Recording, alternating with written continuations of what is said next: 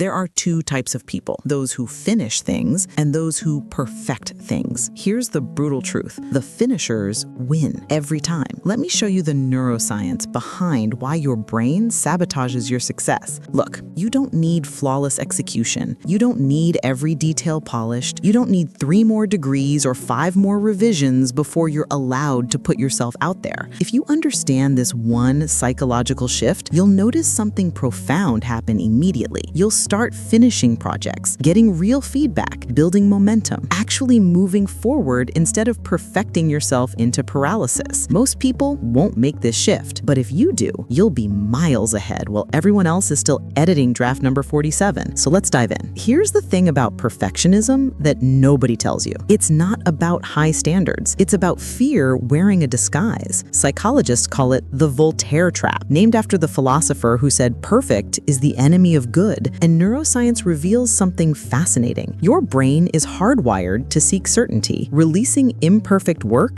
activates the same threat response as physical danger because you can't control how people will react. So your brain does something clever. It keeps you in revision mode. Polishing, refining, just one more edit. And revision feels productive. It feels like progress without the vulnerability of actually being seen. But here's what emotionally intelligent people understand. Perfection isn't a standard. It's a hiding place. Think about that presentation you've been working on for 3 weeks. Someone else finished theirs in 4 days, presented it, got feedback, made adjustments, and is now implementing version 2.0. While you're still perfecting slide 12, that business idea you've been researching for 6 months, someone with half your knowledge tested it last week. It didn't work perfectly, so they pivoted, tested again, and now they're discovering what actually works in the real world, not in theory. That book you've been writing for 2 years, someone else published theirs with typos still in chapter 7. And you know what happened? Readers cared about the message, not the typos. The book changed lives. Imperfectly. Here's the brutal truth. You can't iterate on ideas that never leave your head. Let me explain what's actually happening in your brain when you fall into the perfection trap. There's a part of your brain called the amygdala. It's your threat detection system, and it evolved to keep you safe.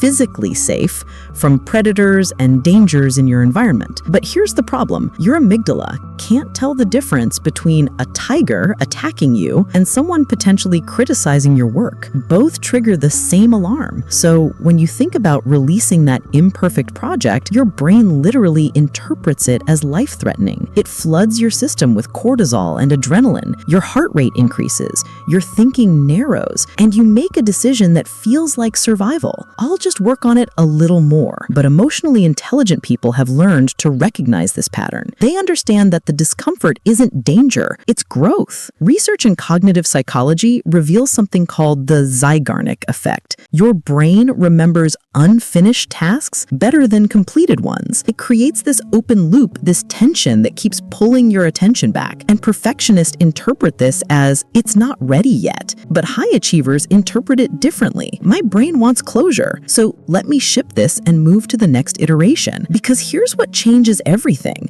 Done doesn't mean perfect. It means ready for feedback. Think about software companies. Apple doesn't wait until iOS is flawless. They release it, gather millions of data points from real usage, then release 17.1, 17.2, 17.3. Each version better because they learned from the real world, not from imaginary perfect scenarios in a conference room. Scientists don't wait until they've proven their hypothesis beyond all doubt. They publish preliminary findings. Other scientists test it, challenge it, build on it, and collectively they arrive at truth faster than any one perfectionist working in isolation ever could. But here's where it gets deeper. Most people make their self-worth dependent on their work being flawless. So when their work isn't perfect, they feel like they aren't perfect. And that's psychologically devastating. This is what psychologists call identity fusion. When your identity is fused with your output, every critique feels personal. Every imperfection feels like proof you're inadequate. Every failure confirms your deepest fear. I'm not good enough. So you protect yourself the only way that feels safe. You never finish. Because if you never release it, no one can judge it. And if no one judges it, you can still believe it could have been perfect. But high achievers do something radically different. They practice what's called identity flexibility. They separate who they are from what they produce. Think about scientists. They don't take failed experiments personally. They document what didn't work and design the next test. The experiment isn't them, it's data. Writers who publish books don't think this book is who I am. They think this book is what I created at this moment with what I knew then. The book isn't their identity, it's their expression. Athletes don't retire after losing a game. They watch the footage, identify what broke down, and adjust their training. The loss isn't a statement about their worth, it's information about their approach. And here's what's fascinating. The less you tie your worth to perfection, the more excellent your work actually becomes.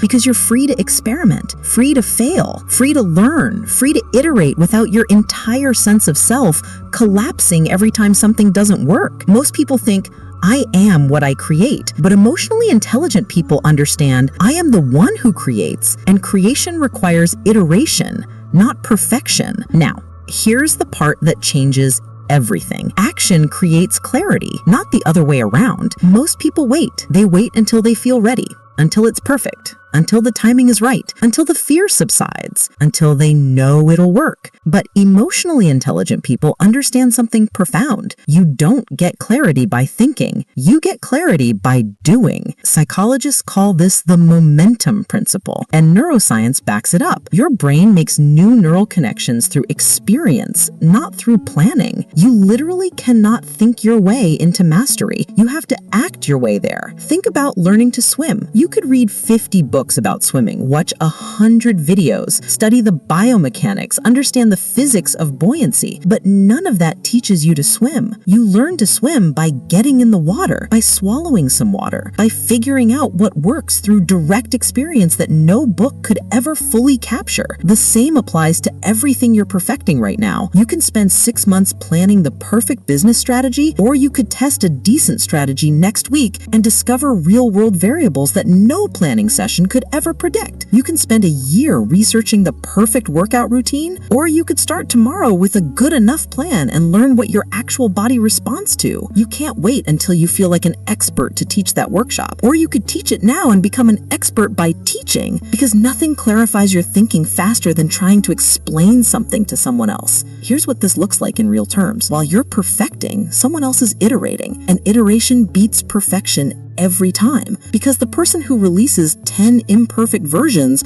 learns 10 times faster than the person who's still polishing version 1. So let me reframe this entire conversation. Good enough isn't about lowering your standards. It's about understanding how excellence is actually built. Excellence isn't a starting point. It's a destination you reach through iterations. Every expert you admire, every person's work that looks effortless and polished, got there through a mountain of imperfect attempts you never saw. They didn't start excellent. They started adequate. Then, through relentless iteration, through gathering feedback, through learning what actually works instead of what theoretically should work, they became excellent. But here's the thing. They had to release the adequate version to get the feedback that led to excellence. And that's the shift most people never make. They want to skip the messy middle. They want to go straight from beginner to master without anyone seeing the awkward in-between stage. But that's not how human growth works. That's not how skill development works. That's not how the brain works. Your brain needs feedback loops. It needs to test a hypothesis, see what happens, adjust, and test again. That's how neural pathways strengthen. That's how expertise develops. But if you never release the hypothesis into the real world, you never get the feedback. You never adjust. You never strengthen those pathways. You just stay stuck in your head, imagining a perfect version that will never exist, because perfect versions don't exist. Only iterated versions do. So here's what this actually means for you. Next time you're polishing something, ask yourself, what's the minimum viable version of this that would teach me something valuable? Not minimum in the sense of low quality. Minimum in the sense of what's the simplest version that tests my core assumption. Then ship that. Release it, publish it, present it, launch it, whatever shipping means in your context. And here's the cognitive reframe that changes everything. You're not releasing a final product. You're gathering data. Write that down. Put it somewhere you'll see it. I'm gathering data. Because when you reframe feedback from judgment about my worth to premium information I couldn't get any other way, everything shifts. That criticism you were dreading, it's showing you exactly what needs improving. Information you'd never discover through more revision. That question someone asks that you can't answer, it's revealing a gap you didn't know existed. A gap that makes your next version stronger. That suggestion you weren't expecting, it's opening a possibility you never considered. A possibility that might be the breakthrough, but you only get this information by releasing imperfect work into the world. And here's what happens when you make this shift. You build momentum, real momentum. Not the fake momentum of perfectionism where you feel busy but never ship anything. You gather real-world data that no amount of thinking could generate. You iterate toward mastery faster than anyone who's still waiting to feel ready. You develop resilience because you prove to yourself that you can survive imperfection. And not just survive, but thrive through it. You attract opportunities because people see you as someone who finishes things, not someone who perpetually prepares. And most importantly, you actually create the impact you've been imagining, because impact requires shipping. Ideas trapped in your head don't change the world. Imperfect ideas released into the world do. So here's the truth most people don't want to hear. The fear doesn't go away. The discomfort of releasing imperfect work doesn't disappear. The vulnerability of being seen doesn't become comfortable. You just decide your growth matters more than your comfort. You decide that contributing to the world matters more than protecting your ego. You decide that learning through action beats perfecting through isolation. And that decision, that one psychological shift, changes everything. Most people will keep waiting until they feel ready, until it's perfect, until the timing is right, until the fear subsides. But if you're still here listening to this, I'm guessing you're not most people. So here's what I want you to do right now. Think about one thing you've been perfecting, one project you've been holding back, one idea you've been refining endlessly. What would good enough to learn from look like for that project? Not perfect, not polished, just functional enough to get real feedback. Now commit to shipping that version this week, not next month, not when you feel ready, this week. And if this perspective shift resonated with you, here's why you should subscribe. Because this channel is built for people who choose growth over comfort, who value progress over perfection, who understand that self-awareness isn't about being flawless. It's about being real and relentlessly iterating toward who you want to become. Every video gives you psychological tools that work in the real world, practical insights that shift how you think, feel, and act. Hit that thumbs up if you're committing to the good enough mindset, and drop a comment.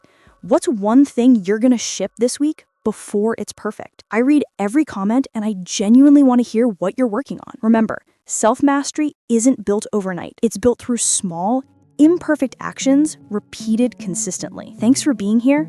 I'll see you in the next video.